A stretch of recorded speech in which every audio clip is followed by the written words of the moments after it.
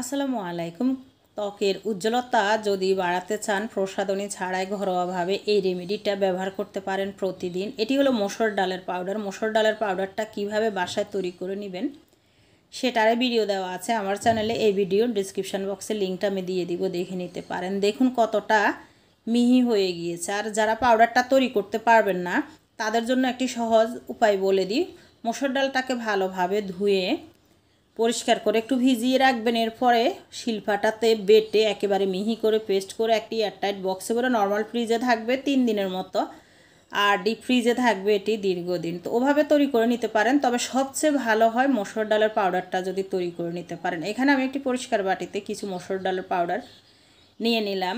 রূপচর্চার জন্য এই মসুর ডালের পাউডারটা আপনার ত্বকের বা হাতে, পায়ের, গলার, স্কিনের এতটাই গ্লো দিবে, চকচকে উজ্জ্বল ভাব নিয়ে আসবে। প্রথমবার ব্যবহার করলেই ত্বকের পরিবর্তন দেখে বুঝতে পারবেন। এখানে আমি দিয়ে দিলাম লেবুর রস।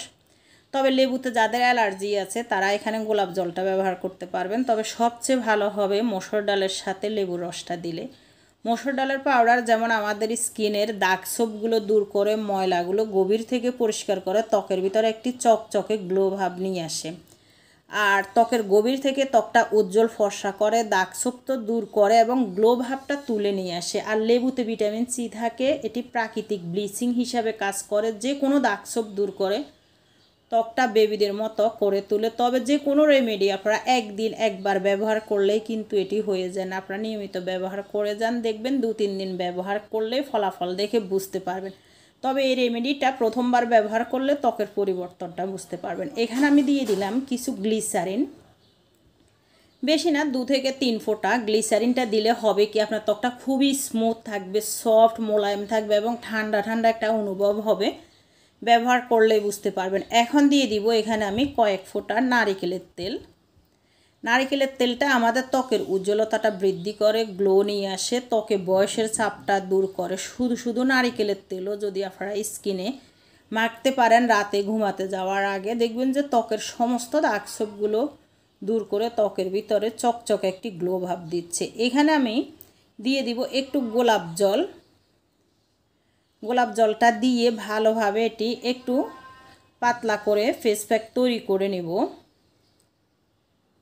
গোলাপ জলটা দিয়ে দিলাম, দিয়ে ফেস প্যাক তৈরি করে নেব। এরপরে যে কোনো ফেস প্যাক ত্বকে মাখার আগে মুখটা ভালোভাবে ধুয়ে নেবেন। ধুয়ে নিয়ে এরপরে এটি সমস্ত মুখে, গলায়, ঠোঁটে, নাকে, থুতনিতে আলতো হাতে 2 মিনিটের মতো ঘষে লাগিয়ে নেবেন। ঠোঁটের মরা চামড়াগুলো উঠে যাবে, ঠোঁট খুবই সফট হবে এবং গোলাপি হয়ে যাবে, যেহেতু এখানে লেবুর রস দেওয়া আছে। আর মসুর ডালের পাউডারটা কিন্তু স্ক্রাবিংয়ের কাজ করবে, ব্ল্যাক হেডস, হোয়াইট হেডসগুলো উঠে যাবে। এরপরে রেখে দিবেন 80% যখন শুকিয়ে আসবে, আবার একটু হালকা হাতে র্যাপ করে ঘষে তুলে নেবেন। এরপরে সুতির একটি টাওয়েল বা সুতির একটি কাপড় ভিজিয়ে একেবারে হালকা হাতে মুছে তুলে নেবেন।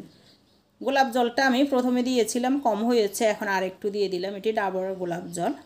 হালকা হাতে তুলে নেবেন। কখনোই ফেস প্যাক ব্যবহার করে সাবান বা ফেস ওয়াশ ব্যবহার করতে যাবেন না। এরপরে মুছে তুলে নিয়ে নর্মাল পানি ঝাপটা দিয়ে ভালোভাবে মুখটা ক্লিন করে নেবেন। আপনারা কিন্তু সপ্তাহে 1 থেকে 2 বার 3 বার এই রেমেডিটা দিয়ে সমস্ত বডিও কিন্তু পরিষ্কার করে নিতে পারবেন। হাতে পায়ে অনেক টাইমে ধুলো বালি ময়লা জমে কিন্তু কালচে হয়ে যায়। এরপরে যে কোনো ময়শ্চারাইজার লাগিয়ে নেবেন, হাতে পায়ে লোশন লাগিয়ে নেবেন। ভিউয়ার্স, ভিডিওটি ভালো লাগলে ইউটিউব চ্যানেলটি সাবস্ক্রাইব করে দিবেন, আর ফেসবুক পেজ থেকে যদি দেখে থাকেন পেজটি ফলো দিয়ে দিবেন, ভিডিওগুলো শেয়ার করে দিবেন। দেখা হবে যে কোনো পরবর্তী ভিডিওতে। আল্লাহ হাফিজ, আসসালামু আলাইকুম।